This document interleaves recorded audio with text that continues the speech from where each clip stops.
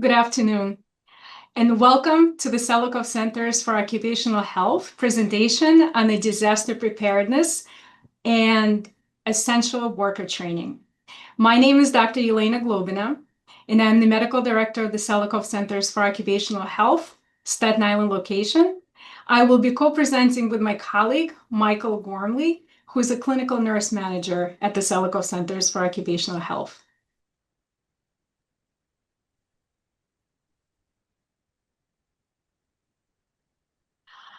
I would like to take a couple of moments to talk a little bit about the Selikoff Centers for Occupational Health and what we do to help workers stay healthy and safe at their workplaces.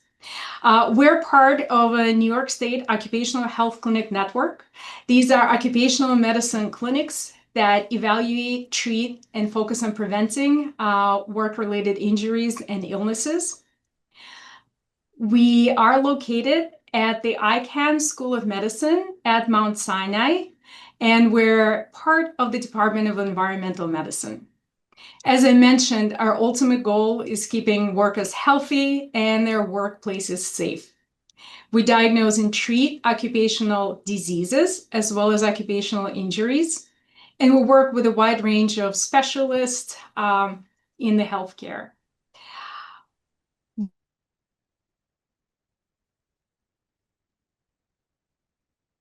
That is who comes to our clinic.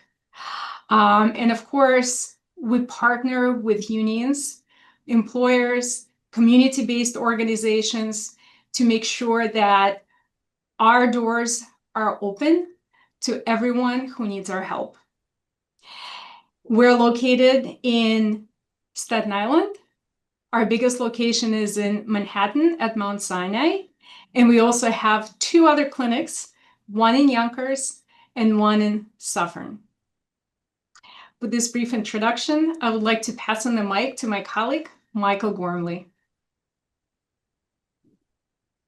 Thank you, Dr. Globina, for the introduction. Again, my name is Michael Gormley, and I'm presenting on a Disaster Preparedness 101 program that we wrote over the years based on disasters that have happened and responses from workers that went there. So basically, I'm going to start off with what you would expect as a disaster worker. You end up in a situation like this. Now what? What do you expect going on from here? And the main question would be, why are you here? You're there because you're good at what you do. You bring a certain skill to the job. It may be medical, it may be construction, maybe electric, it may be plumbing, it may be shoring, it may be anything that is needed on a disaster site. We do have organizations that respond. One of them is Team Rubicon. They are made up of ex-military people who respond to austere situations, bring a lot of equipment with them. And the next one we have is the Labor Disaster Response Team. They're well organized, they have equipment they bring with them. And yes, they do go through specific training, medical needs, assessment, and whatever they would need to respond. But we are giving this program as to like maybe certain groups who are going to respond to an austere situation. So what would you do if nothing is there? There's no disaster response. You could be subject to unpredictable deployments, long hours with few or no breaks, few if any creature comforts, unsafe, often unsafe working and living environments, unsafe working conditions. It could be institutional. It could be federal, local, state governments are controlling certain areas where you're going into. So you may have some political beefs with or turf wars with certain political subdivisions.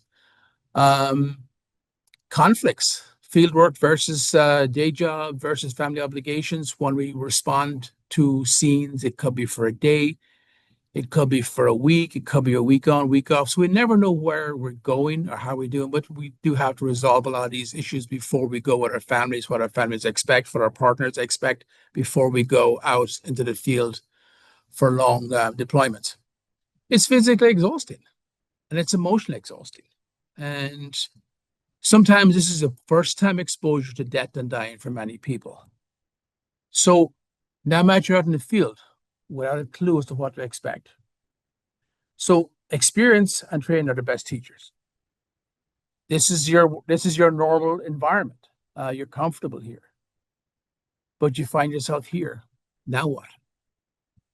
Um, the local hotel maybe on the ground. It could be fires. It could be like we have large brush fires in the country, earthquakes, hurricanes, anything that can take out an area.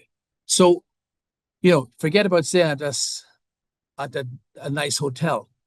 You might be staying here. You may be staying in a tent city. You may be sleeping on the ground for the first 24 to 72 hours. So basically, um, instead of eating in this nice restaurant, this is what you're going to eat. This is where you're going to be. If you're lucky, first couple of days, you may be just a group by yourselves. So disaster response. What we want to do is prepare yourself. So the following picture is of an actual site where you're going to be deployed. Your assignment will be to assist residents to recover and reconstruction of their homes. It is early fall in South Carolina.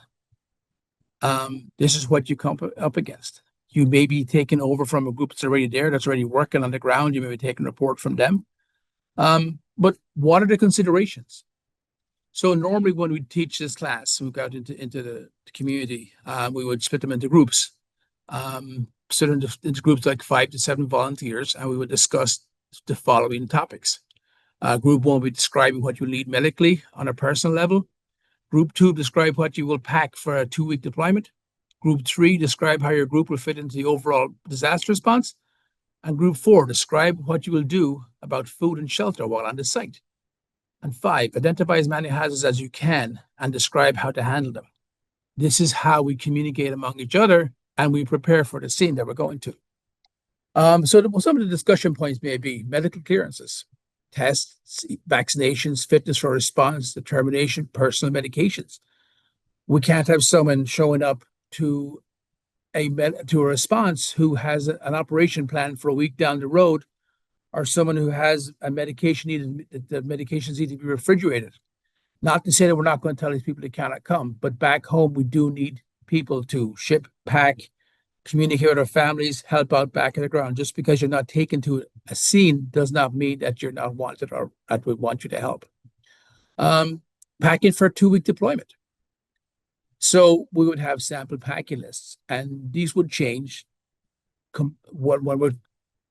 if you go into a cold atmosphere, hot atmosphere, windy. What kind of season it's going to be? If it's raining, so your packing would depend on what you're going into. Now we have to fit in. So we are governed by the Incident Command System and the NRP, National Response Plan. It's important to be aware of that, take classes on that, and become proficient in incident command. It helps you. It helps to let the scenes run a lot more smoothly. Food and shelter. What do you need to bring? You always have to think globally, but you need to think personally. Like, what do you need to bring with you to help? Like, if you're sent out, do you need to bring MREs? Do you need to bring water? Do you need to bring a sleeping bag? Change of clothes? Do you need to bring creature comforts? You're not just going to show up and have all the stuff given to you. You may have to bring it with you. And that we have hazards, unstable structures, disrupted utilities, stray animals, rodents, death, potential violence, lack of water.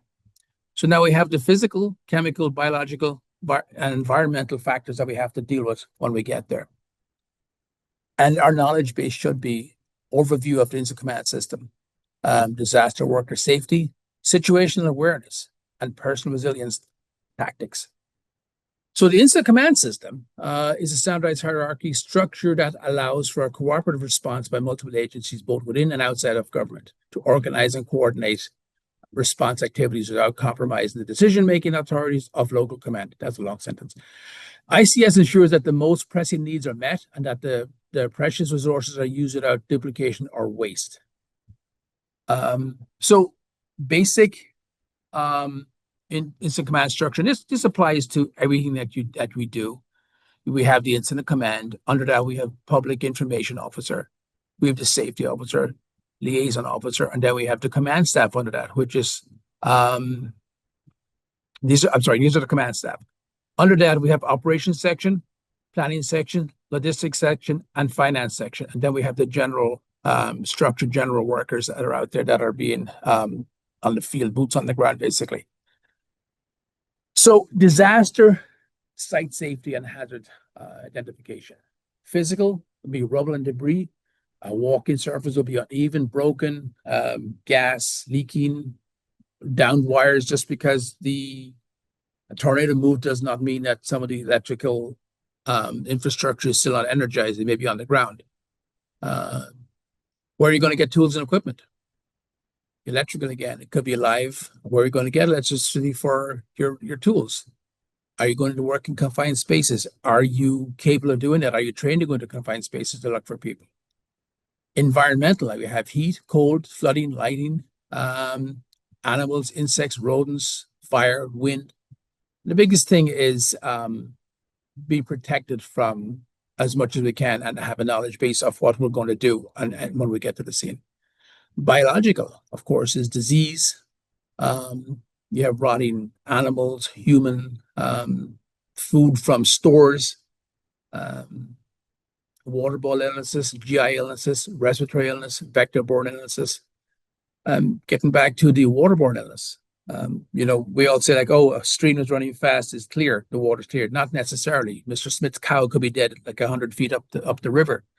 So we cannot discredit our common basic knowledge that everything that we come in contact must be filtered, cleaned, cooked properly. Then we have the stressors, fatigue.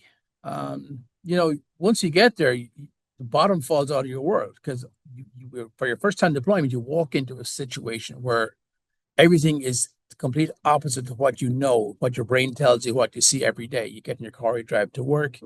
Now you come here to an austere situation and you have nothing.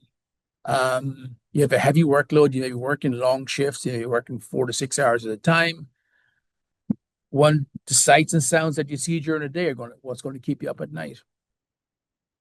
Poor diet. You could be eating, burgers, hot dogs, whatever you can get to survive until proper facilities are set up. Anxiety. Anxiety is what we maybe think of what we're going to see, what we're going to come across, what we have seen, what we're bringing from when we got there to 3 days down the road, maybe something that you saw is in your mind still. That creates a lot of anxiety. Violence.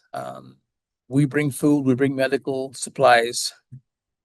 You may have someone requesting that you go take care of their kid, you go take care of their family member, but you're not there for medical, you're there for something different, but you cannot be giving out your medical supplies to families to help them out. Even though you want to, you have to protect your infrastructure and your workers. You may have to make a decision, something that's going to affect people. They may get angry, they may, they'll get violent.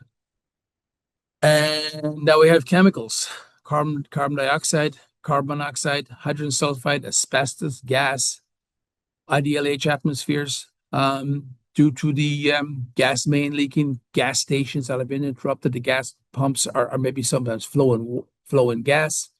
The local hardware stores, the local Home Depots may have been knocked down. All those cans are crushed and they're off gassing.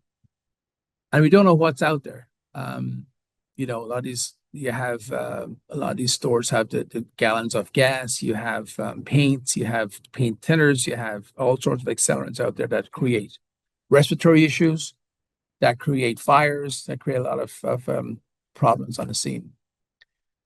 Getting back to our situational awareness, you are the center of a six-sided environment. It's composed of sights, sounds, smells, textures, conditions, objects, people, equipment, sensations. This is all the things that is flowing through your mind at all the time that you're there, from the time you get there to the time you leave. So our situational awareness, where are you in relation to the environment? Where do you see yourself Where does your brain tell you you are? Where the environment is in relation to you. Um, you have to maintain consciousness of the past, present, and future. Remember, the past dictates the future, sometimes it dictates how we act, how we can handle situations. And we have to be able to process real-time input through all of our senses. So I'm going to do a brief on introduction to mindfulness. And this is part of the training that we do. We have people that will speak on mindfulness. It's quite an interesting session. But the best method to cope with stressors of disaster relief work is make friends. Watch out for each other. You become a group. Use appropriate use of breaks. If you have a break time, you don't go back to work. You don't go do other jobs on the scene. You leave. You take your buck with you. You get as far away from there as possible. From where the site, if you can get away from the sights, smells, and noise, and take down time to decompress. Write it down. You schedule your time off. Humor, laughing, joking. Because you make a joke about something doesn't necessarily mean that you're cold and hard. That is sometimes the way that responders will deal with certain situations, because it's easier to laugh at something humorously than to let it affect you greatly. It's also maintenance of proper diet and exercise. Go for a walk. Take a couple of people, go for a walk. Take a couple of mile walk. Be cognizant of what the food you're eating, what's available to you. You're not going to change your diet. You're not going to eat the worst food possible just because it's there. And sleep away from the scene, sleep away from generators. Just remember, carbon monoxide sometimes gets low to the ground, gas is low to the ground. If you can sleep in a higher area, away from noise, air conditioning if possible, but get your sleep and keep a log. So bring a notebook with you, put it as part of your kit. Bring a notebook, a pen, a couple of pens. Sure, every day you're going to jot down. And the reason I say bring a log and bring a notebook is a lot of times you may not have internet, you may bring your iPad with you and you want to write, but you don't have anything there. So if you have it, if it works, it's fine, but it's better just be able to write it down.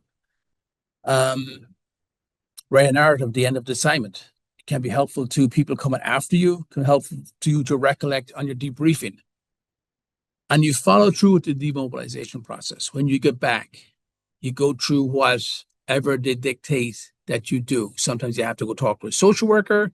You may go from a post deployment medical evaluation, may involve blood work, EKG, or may just involve just sitting down and discussing what went wrong with your mind, what went wrong on the scene, what did you see that affected you, what do you want to talk about. And it's better to speak about this with a group of people that know what you've been through than going back to your friends and saying, oh, yes, this was awful. But they may not know. They may never have any idea of what you've been through.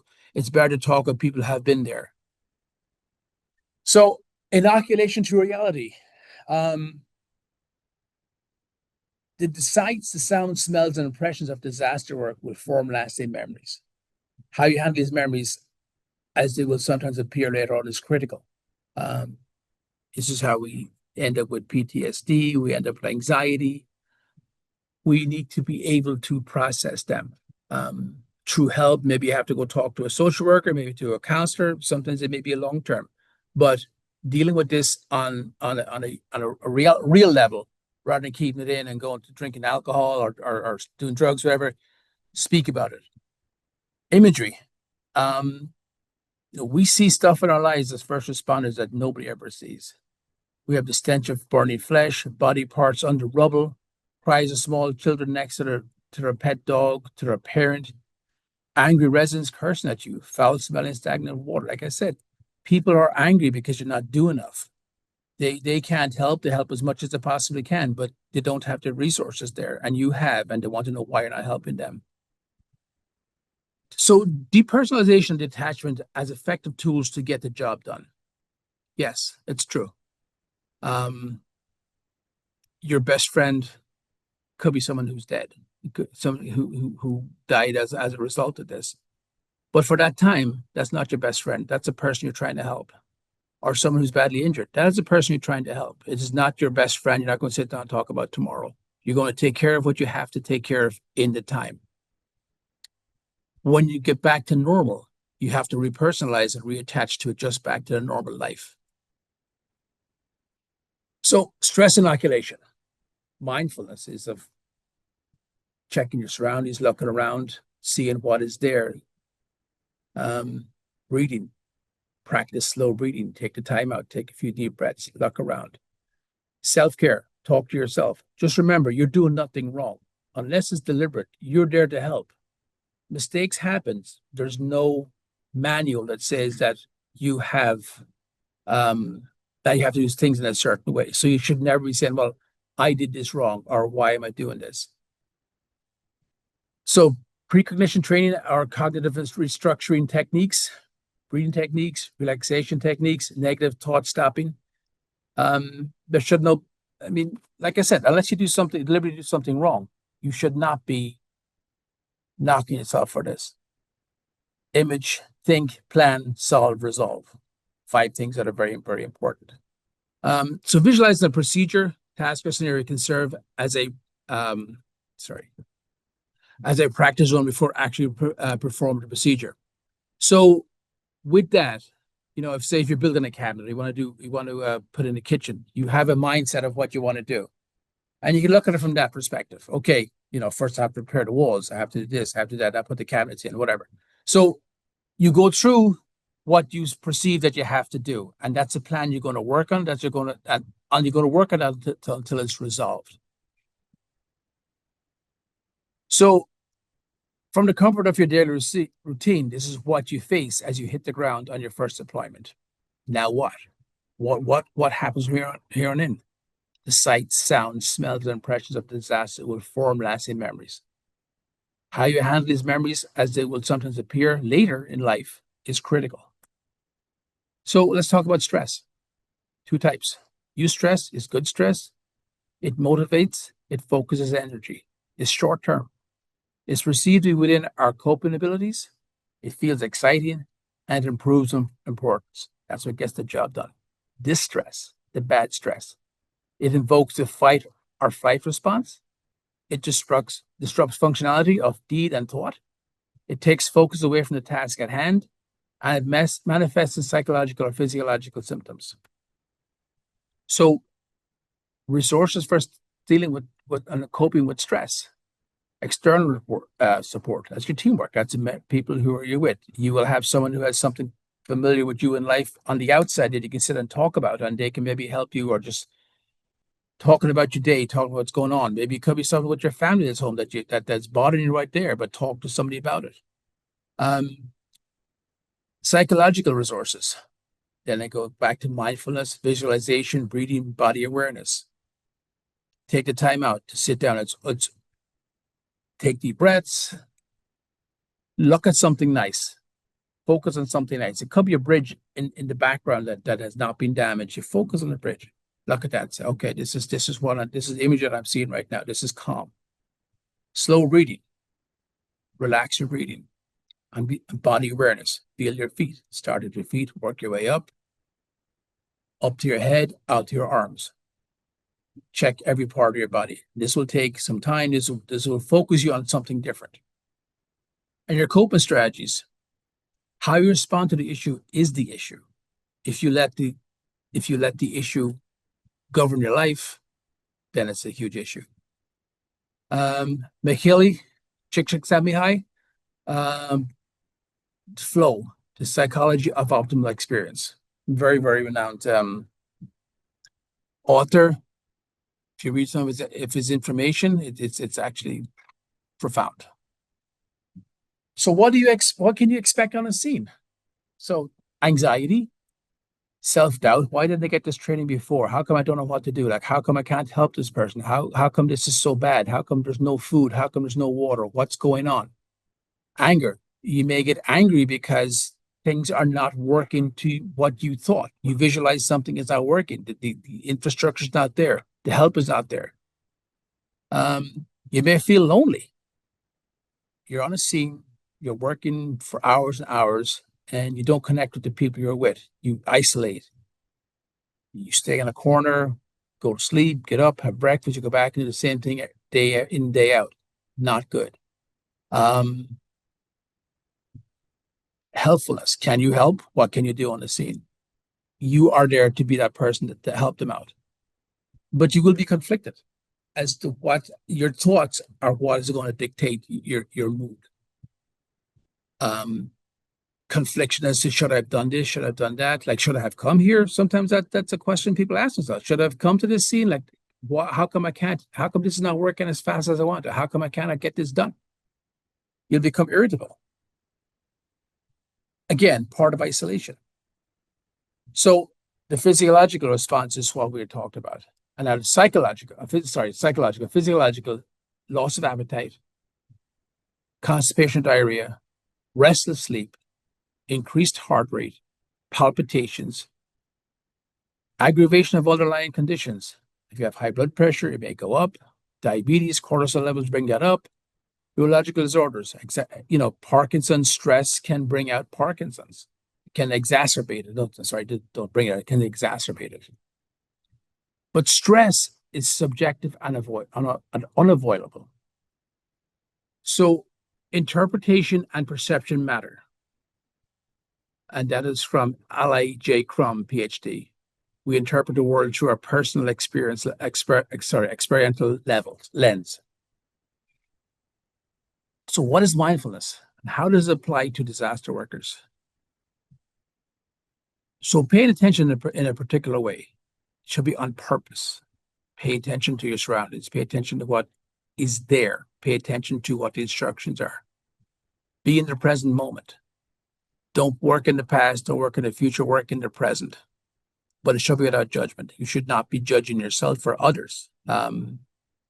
You see someone doing a job different than what you would do, but you're doing your own job. Stick to your own job. Stick to the present. Stick to what you're doing. So the 5 benefits of mindfulness. It improves our resilience to stress, increases our compassionate concern for others. It augments our capacity to focus and pay attention. It helps us feel lighter and less focused, and less self-focused, and leads to some improvements in markers of health. Can lessen experience in pain, can reduce inflammation, increases activity of telomerase, possible longer cell life.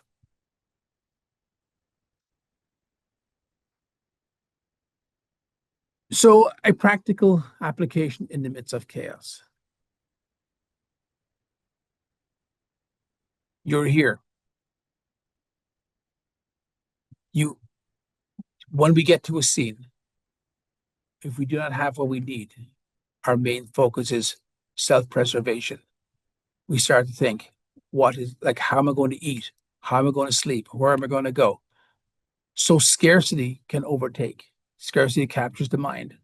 The mind orients automatically, powerfully towards unfulfilled needs. Scarcity is more than just the displeasure of having very little. It changes how we think. It imposes itself on our minds. When you see riots, when you see major disasters, what happens? Sometimes, of course, you'll have looting, but sometimes you'll have people searching for food for their own survival, and that overtakes them to find what they need to get on to the next day to survive. So we have something called a stress performance curve. When it's low, it's weak. When it's strong, it's at its optimal level. When stress reaches its optimal level, that's when you perform better. But when it overtakes, because of strong anxiety, outside influences, that's when it becomes impaired and stress overtakes, and you do not do the job properly. So additional anchors we have sound. We have many different sights and sounds, but I'm different types of sounds on scene. Noise versus informational versus distractive. Information may be information that you need. Distractive may be the backhoes in the ground, sirens, drilling, hammering, that is distracting you. That's the sound that we try to work out. Points of contact of the body. So to refocus, eyes slightly open with a soft gaze directly in front. Take time out for yourself. It's not a factory you're working in. There's no foreman saying get back to work, get back to work. You're here for a job. Take the time out. Take the time to refocus. So on the spot practices. It's called 2 feet, 1 breath. Pebble in your pocket. If you have some object in your pocket that you can take out and move around, like a carabiner or one of those spinner things that you can flip, and it takes your mind off it. And we stop. And then we stop them before our ABCs. Stop whatever you're doing. Take a few breaths. Observe with kindness and compassion. What do I need now? And proceed with greater clarity and focus.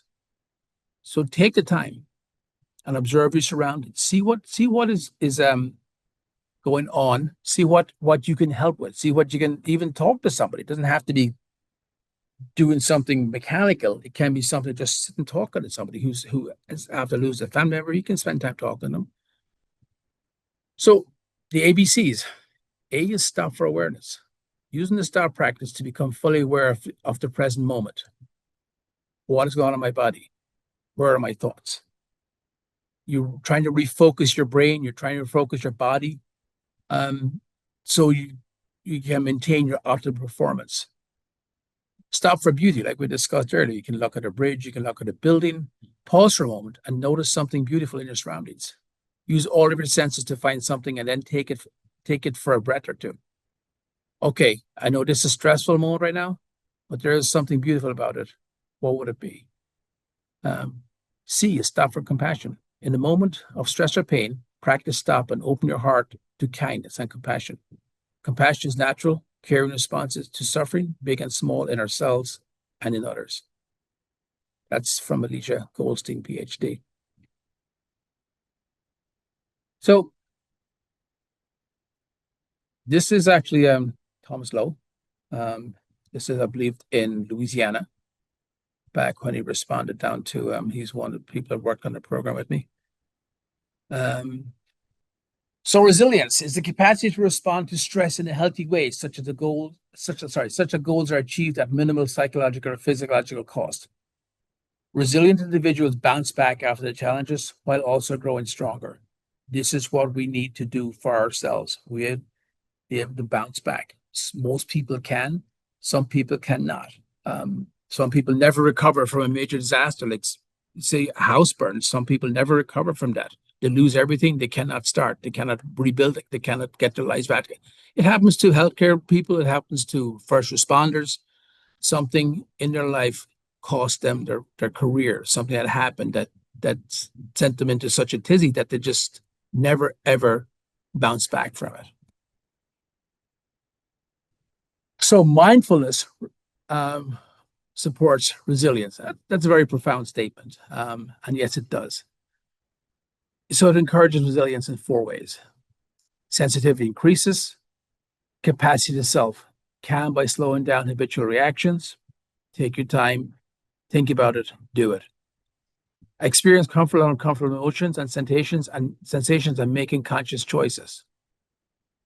There may be some positive emotions or comforting emotions involved in your disaster work, and there will be negative ones.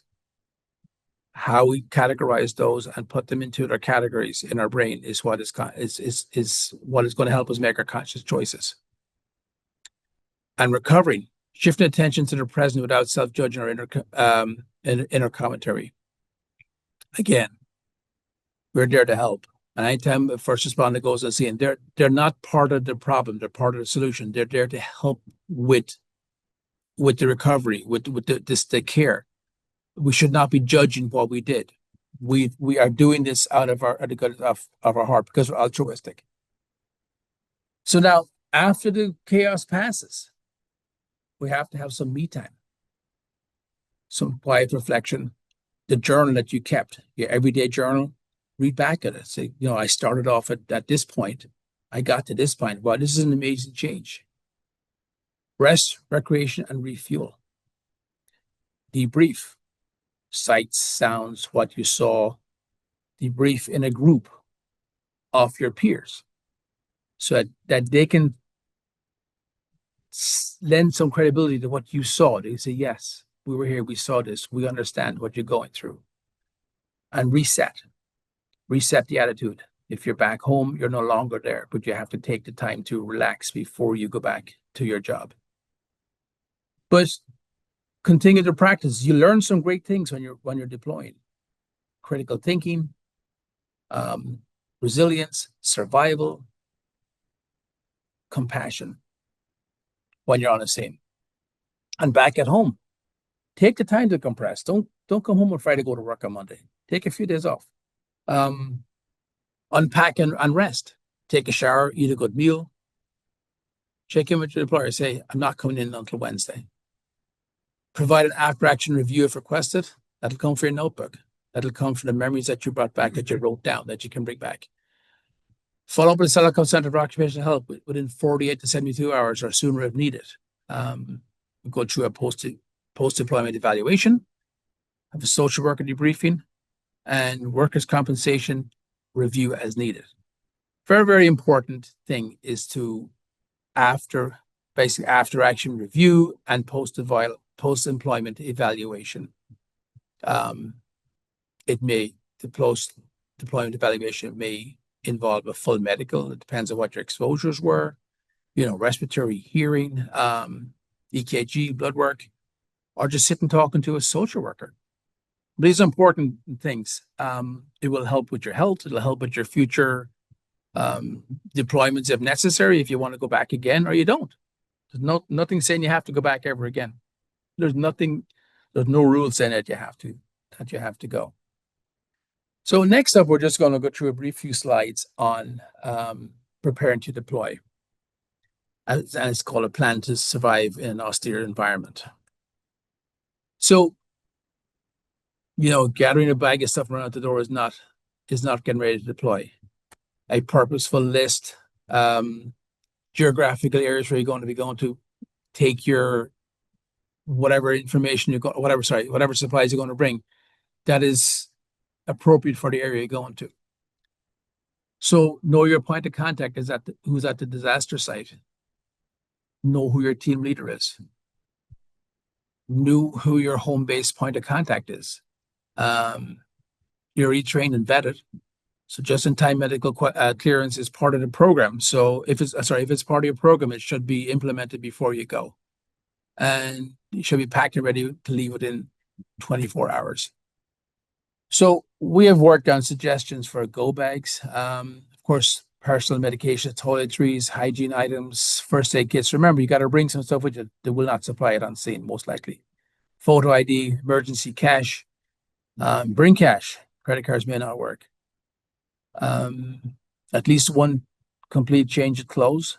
Decent fitting clothes, not something that you picked up at the local Army and Navy that has been on a shelf for 15 years.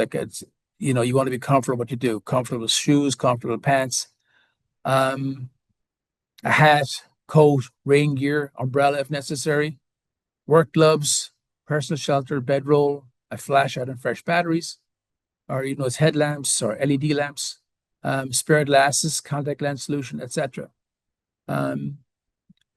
Commonly used medications, Tylenol, Benadryl, Pepsid. A lot of those medications over the counters you would bring with you. A tablet, pencil, pens, snacks, gum, water, 24 hours of easy ready to eat MREs meals, spare battery for cell phone, solar charger, or reserve battery charger. Rest period amenities, bucket cards, a book bring your favorite book, bring a couple of books so you can sit and read that you can disassociate from everything for a couple of hours on your breaks. Shower provisions, marine bat kit, bathing suit, biodegradable, soap, towel, a piece of paracord it's a great thing to bring with you because you can set up a line, you can hang your clothes to dry, you can hang a tarp over for a temporary shelter, sunscreen, bug spray if necessary. We don't know what the drinking water is going to be like there when we get there. It will be coming, but we don't. It may not be there before us. So bring a one of those bring the purifying tablets, um, one of those filtering straws, but also carry water. If you have a hydration pack, you can carry in your bag. Bring it. Keep it with you. Make sure that you use it. You may be losing up to a quart of fluid in an hour if you're out working hard. I'm just going to go through, and the next slide is going to be a show and tell of certain things that you can bring, like a water bottle, paracord, wipes, a spoon, sunscreens, warming pads, anything that you can carry. But you may not be able to carry this on a plane, so you may have to make your own fire or whatever. But food that you can add water to, that you can heat up, the MREs that you can get, come with a heating package. I guess you can put water in them and they'll heat up your food. Bring snacks. A lot of them are high in carbs, but you're going to be burning them off. Bring condensed milk with you if you want. Bring water, snacks, stuff that you like, not just the stuff in the back of the closet that has been there for 6 months. You can go to your local Army, Navy. You can buy them online. MREs, they'll last. One MRE, I think, will last you for a whole day. It comes with, and it lasts for a long time. Your bag. You're not going to bring your roll-on case. You're going to bring a backpack or something that can be carried. The backpack can be used as a pillow. On a tarp. Put the backpack on the ground. Use it as a pillow. And again, your roll pad. You don't know what you're going to be sleeping on, so bring a decent roll pad, inflatable one, tarp, a cover, a shelter that can go over. You can hang up a paracord. You're going to find stuff there. You're going to find a couple of 2x4s. You can make a brief shelter.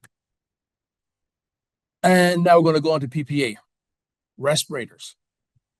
Two different types, air purifying respirator and PAPR, pure air supplied, which are battery operated. Will not last as long as a regular mask. Earplugs, safety glasses, hard hat, gloves and shoes, clothing, extra socks for the shoes. So we do offer respiratory protection training here, but it can be got any place, but it's certainly a very appropriate thing to have. Like I said, two types, air purifying and air supplied. So there are disadvantages and advantages of respirators. We may get a false sense of security. We may wear a regular elastomeric into an austere situation or ideal age situation, and we may be overcome because we don't understand the fact that it only filters out certain things, but certain doesn't filter out gases. We have to be able to take care of those things on the scene, wash them, clean them, change your filters. And you need to be fit tested. So you have qualitative versus quantitative. You have your N95s, you have elastomerics, you have your basically, for want of a better manufacturer, Scott packs, which are the ones that the firefighters use. They have to be fit tested, and everybody who does fit testing has to have a medical clearance. So it's a yearly evaluation. If you come to the same place year after year, they may give you a form. Is there any changes? You go through the form and say, no. If anything's changed, you're a smoker, you have asthma, you've had a collapsed lung, you've had certain conditions which may stop you from using your respirators. So that's what we have to find out, if you're capable of using it, if you can be passed to do it. So, questions? Open the floor. Hi, all. You can submit your questions into the Q&A box. And then we can get started. If there are any questions, first question for Dr. Globina and Michael, and you can expand on this as much as you want, but who would be eligible to receive this training program? And then is there a charge for the training program? And either of you can take it. That's a great question. Anyone with or without prior training in disaster response is eligible for the program. Either individuals who anticipate volunteering at some point, or those whose occupation requires deployment or may present an opportunity, a chance to be deployed in disaster response would benefit from this greatly. And anyone who is interested in learning how to approach disaster response and everything that Michael has spoken about. And this program training is entirely free of charge. Thank you, Dr. Globina. The training program is normally a full day. We condense it into like a 45-minute period, but normally it's group discussions. It's a lot more interaction while we're actually in a classroom setting. Can this training be catered to specific worker groups, or is it kind of set specifically how it is? Like if they're like it's a specific disaster or a specific worker group that's coming in, can we cater that to that specific group, this training? Yes, we can. But when you think of most disasters are pretty much the same. They start off small, they grow, and they end small. So depending on what the group is, depending on what they're going to do, what they want to do on a scene, we can tailor towards that, definitely. The medical, of course, will be the same. The training will be pretty much the same. The response will be the same. Certain like fit testing for masks, definitely we could do that, which is very, very important for confined space areas like that. But yes, we can tailor it to specific groups, but pretty much it does cover a lot of people who are responding. And are there any materials that I can kind of know the answer to this, but is there any materials that we could provide as a part of this training? You can answer. Yes. Like, I know the answer Yes. to the questions, but I'll allow you to answer. Yes. But yeah, we have multiple. We have the packing sheet. We also have guidelines for when individuals are out in the field. So we can definitely circulate those with anyone. Michael, if you'll go to the next screen, because I don't think there's too many questions. We just want to point out that if there's any follow-up questions that you didn't think of during this specific webinar or during this Q&A, you can reach out directly to Michael. His email address is right here, michaelgormley@mssm.edu. And if you have just any general questions about anything occupational health related, any other follow-up questions about this program as well, you can reach out to the ACMED email. That's kind of the general Selikoff email address, and we'll make sure we can answer your questions. We'll get it to the right person. And then, of course, our website is here as well. So mountsinai.org/Selikoff. And then on the right-hand side, we have the flyer for this program, for the entirety of the program, the pre and post-deployment training and medical evaluation. So if you would like to have this flyer to circulate with any of your worker groups, employees, employers, unions, anyone, we could totally send this off to you. Yeah, I'm not seeing any additional questions in the Q&A. I'll give everyone 1 or 2 more minutes before we close this. But Michael, Dr. Globina, is there anything else that you'd like to say? No, it's, everybody, thank you for attending. Looking forward to working with you. Like I said, it's normally an 8-hour period. We did condense a lot of it down into the 45 minutes. So it is a lot more in depth, a lot more discussion, a lot more training. That is the classroom. And thank you very. Yeah, well, thank you all for joining. Dr. Globina, do you have anything additional? Also, to echo what Michael and Daniel had said, thank you for joining. I hope that you will take advantage of this training, and please spread the word for anyone who may be interested. Yeah. Oh, we just got one additional question. So Dr. Globina and Michael, can the trainings be in Spanish or any other languages? We do have a team of interpreters at Selikoff, so we should please connect with us and we can talk about this. As it's been mentioned, we work really hard to tailor this training and of course all of our other trainings to your specific needs. Absolutely. Yeah, we have a translation team that we could definitely see what we could do. We currently don't have it developed in Spanish, but it's definitely something that we could totally work with you. Like we said, we can make sure that it's catered to your specific worker groups. And of course, yeah.